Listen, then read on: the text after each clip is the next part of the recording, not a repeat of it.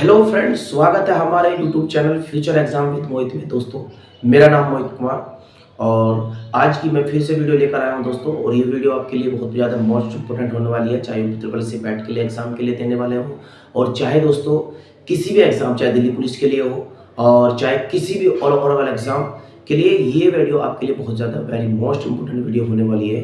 तो चलिए अब आज की क्लास शुरू करते हैं दोस्तों। जैसे कि आज की क्लास में क्या लिखा है मैंने, जैन धर्म के बारे में आप समझेंगे। जैन धर्म होता क्या है, देखिए यहाँ पर लिखा है परंपरा के अनुसार जैन धर्म में अब तक 24 तीर्थकर हुए। कितने तीर्थकर हुए दोस्तों? 24 तीर्थकर हुए जैन धर्म के अंदर।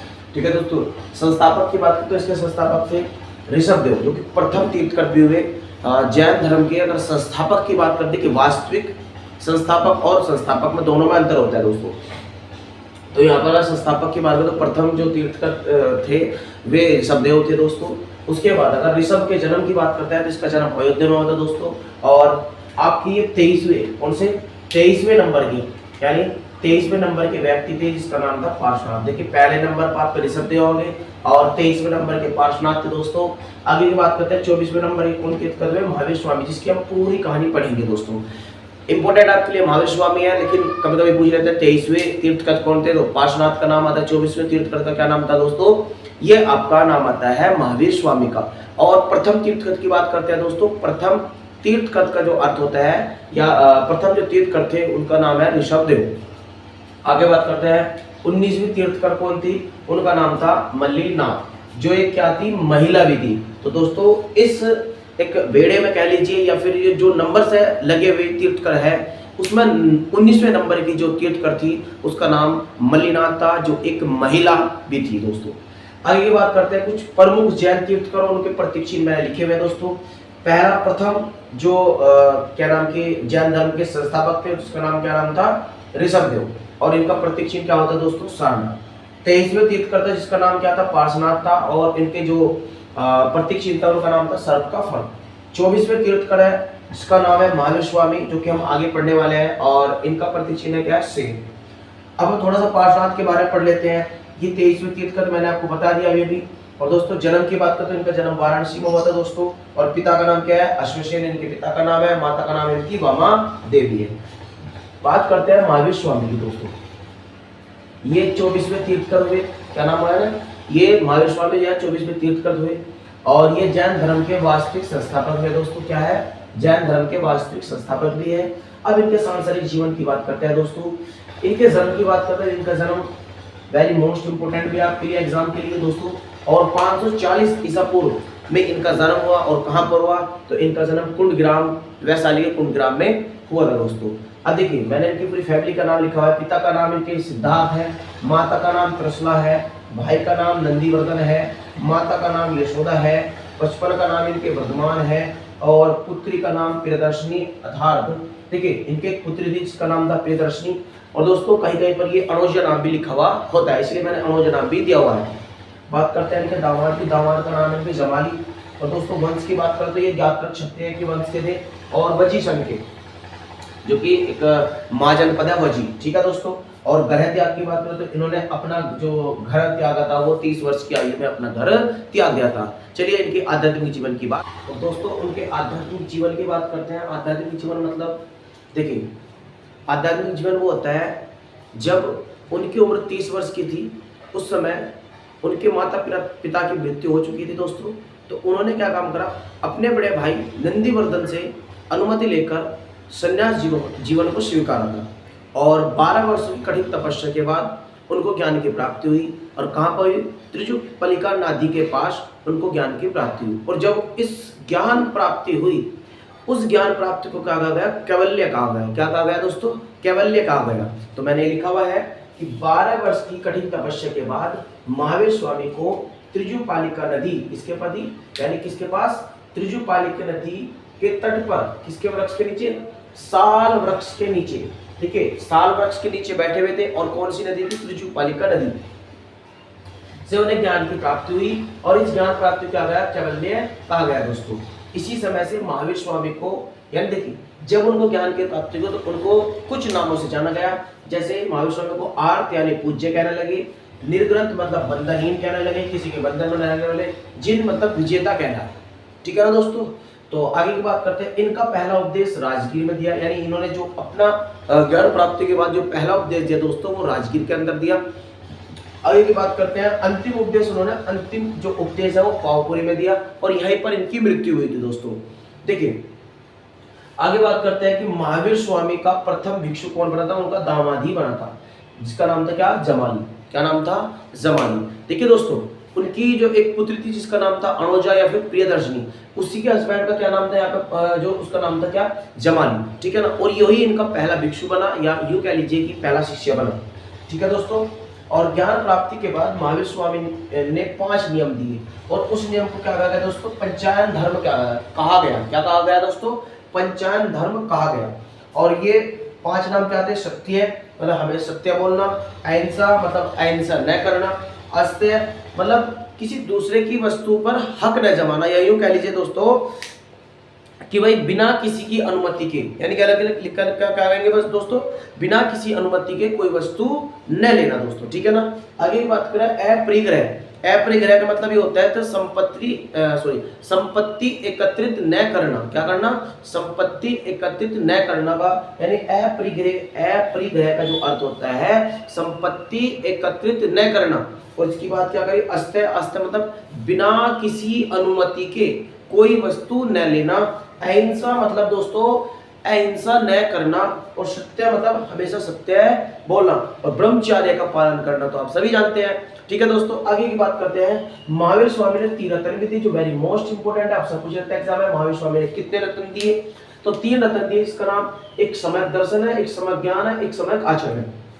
और दोस्तों अगर मैं सम्यक दर्शन की बात करूं तो जितने भी अब तक तीर्थंकर हुए उन्होंने उनके द्वारा बताए गए मार्गों पर चलना है ना, या उनके मार्गों को अपनाना और उनके रास्तों पर चलना ही क्या कहलाता है दोस्तों, सम्यक दर्शन कहलाता है। सम्यक ज्ञान क्या होता है, सम्यक ज्ञान होता है दोस्तों जिन सिद्धांतों का, यानी जैन धर्म के अंदर जिन सिद्धांतों का पूर्ण ज्ञान है उनको क्या कहा गया है, ज्ञान है, सम्यक ज्ञान कहा गया है, ठीक है ना दोस्तों। और बात करते हैं आचरण। देखिए आचरण से ही समझ में आता है कि अच्छे कर्मों को अपनाना और बुरे कर्मों को त्याग देना ही आचरण कहलाता है दोस्तों, ठीक है दोस्तों। आगे बात करते हैं। देखिए जैन धर्म में ईश्वर की तो मान्यता ही नहीं है, ठीक है दोस्तों। जैन धर्म में ईश्वर की मान्यता नहीं है, लेकिन महावीर स्वामी ने यहाँ पर क्या बताया दोस्तों, आत्मा को मान्यता दी। यहाँ पर आत्मा को मान्यता दी, ईश्वर को मान्यता नहीं दी, आत्मा को मान्यता दी, ठीक है। इसलिए ये लोग पुनर्जन्म पर विश्वास करते हैं, यानी महावीर स्वामी जो है पुनर्जन्म पर विश्वास करते हैं। और दोस्तों पुनर्जन्म का सबसे बड़ा कारण ये बताया उन्होंने कि आत्मा ही सबसे बड़ा कारण है। और दोस्तों एक और बात कही हमारे महावीर स्वामी ने, यानी देखिए हम बात करें सभी चीज की, देखिए लिखा हुआ है जैन धर्म ईश्वर की मान्यता नहीं है बल्कि आत्मा की मान्यता है। इसलिए महावीर स्वामी जो है मूर्ति पूजा एवं कर्मकांड का विरोध किया है, यानी महावीर स्वामी ने मूर्ति पूजा और कर्मकांड का विरोध किया है। दूसरी बात यहाँ पर लिखी हुई है, महावीर स्वामी ने पुनर्जन्म को माना है। पुनर्जन्म का बड़ा कारण ये बताया, आत्मा को पुनर्जन्म का सबसे बड़ा कारण बताया है। और दोस्तों 72 वर्ष की उम्र में ही, कितनी उम्र में, 72 वर्ष की उम्र में ही महावीर स्वामी ने अपने प्राण त्याग दिया, उनकी मृत्यु हो गई या निर्वाण की प्राप्ति हो गई। और दोस्तों कहाँ पर हुई, कब हुई, 468 ईसा पूर्व। कब हुई, 468 ईसा पूर्व में बिहार राज्य के पावापुरी में इनकी मृत्यु दोस्तों हुई थी। चलिए दोस्तों थोड़ा सा आगे का पोर्शन और देख लेते हैं, तो बेटा थोड़ा सा पोर्शन है इसको देख लेते हैं। जैन धर्म में फिर विभाजन हो गया दोस्तों, जब हमने आध्यात्मिक जीवन को सारा पढ़ लिया और उनके जितने भी विचारधाराएं थी वो हमने सारी पढ़ ली है। और दोस्तों जब आगे की बात करते हैं तो आगे में क्या होता है कि यहाँ पर जैन धर्म जो है 2 भागों में विभाजित हो जाता है। इसको हम एक भाग कहते हैं दिगंबर और दूसरा भाग होता है आपका श्वेतांबर। और दिगंबर जो होता है उसका जो नेतृत्व करने वाला व्यक्ति था वो आपका जो है भरतभौत, क्या नाम था, भरतभौत, क्या नाम था, भरतभौत। अर्थात दिगंबर जो एक भाग अलग बन गया था उसका नेतृत्व करने वाले भरतभौत और श्वेतांबर जिनका नेतृत्व करने वाले स्थूल भरत थे। हुआ यूं था कि मौर्य काल के समय 12 वर्ष का अकाल पड़ा था और उस अकाल में जो भरतभौत थे वो अपने अनुयायी के साथ दक्षिण भारत के कर्नाटक में चले गए थे और उन्हीं के साथ में चंद्रगुप्त मौर्य भी आए थे। और दोस्तों जिन्होंने कर्नाटक के श्रवण बेलगोला में, चंद्रगुप्त मौर्य की बात करो दोस्तों, जिन्होंने श्रवण बेलगोला में संलेखना विधि से अपने प्राण त्याग दिए थे। यानी जो हम बिना खाए पिए, उसको बोलते हैं बिना खाए पिए अपने प्राण त्याग देना, वो ही संलेखना विधि कहलाती है दोस्तों। तो यहाँ पर भी यही स्थिति बनी थी जब 12 वर्ष का अकाल पड़ गया था, तो जो दिगंबर के जो नेतृत्व करते थे ब्रजबहु, वे अपने अनुयायी के साथ दक्षिण भारत के कर्नाटक में चले गए। और उसके बाद जब वे वापस आए और उनके साथ में कौन आए, चंद्रगुप्त मौर्य भी आए थे। और आने के बाद यहीं पर इनमें थोड़ी सी दरार पड़ गई थी। कहने का मतलब दिगंबर और श्वेतांबर, मतलब जैन धर्म दो भाग में विभाजित हो गया, दिगंबर और श्वेतांबर। जिसके नेतृत्व करता दिगंबर के मैंने बताया ब्रजबहु, श्वेतांबर के बताया मैंने स्थूलभर्ग। और यहाँ पर मैंने एक पॉइंट और बताया कि भाई चंद्रगुप्त मौर्य जो व्यक्ति थे, जो मौर्य काल के समय की बात कर रहा हूं मैं, तो चंद्रगुप्त मौर्य जो कि शासक रहे, वे अच्छे खास शासक रहे, तो उन्होंने संलेखना विधि से अपने प्राण त्याग देते। कहां पर त्याग दिए? कर्नाटक के श्रवण बेलगोला में संलेखना विधि से अपने प्राण त्याग दिए। संलेखना विधि क्या होता है दोस्तों? संलेखना विधि वह विधि होती है जो बिना खाए पिए ही संलेखना विधि कहलाती है। ठीक है ना, रहना, तो उससे अपने प्राण त्याग देना ही संलेखना विधि कहलाता है। तो दोस्तों ब्रजबहु के नेतृत्व में दिगंबर आया था और स्थूलभर्ग के नेतृत्व में क्या बन गया? श्वेतांबर। जो दिगंबर था उसको क्या बोलते हैं? नगर रहने वाले व्यक्ति। और श्वेतांबर जो श्वेत वस्त्र धारण करते हैं उसको बोलते हैं श्वेतांबर। आगे की बात करते हैं जैन संगीति। जैन संगीति, प्रथम जैन संगीति जो हुई 300 ईसा पूर्व में हुई थी। कहां पर हुई? पाटलिपुत्र में। और अध्यक्ष कौन है? स्थूलभर्ग। और द्वितीय बौद्ध संगीति 6ठी शताब्दी या 512 ईसा पूर्व की बात करते हैं। कहां पर? गुजरात, मतलब वालभी में। वालभी में जो कि गुजरात में पड़ता है। और किसके समय? क्षमा श्रवण के समय में ये जैन संगीति हुई। और जैन धर्म के कुछ प्रमुख राजा भी हुए, जिनका नाम है उदयन, भद्राज, चंद्रगुप्त मौर्य, कलिंग, नरेश खारवेल, राष्ट्रकूट, राजा मोहवर्ष और चंदेल शासक, यानी जिन्होंने जैन धर्म को अपनाया है दोस्तों। ठीक है दोस्तों, पूरा जैन धर्म आपका कंप्लीट हो गया है। दोस्तों वीडियो कैसी लगी है इसमें कमेंट्स में जरूर बताएं।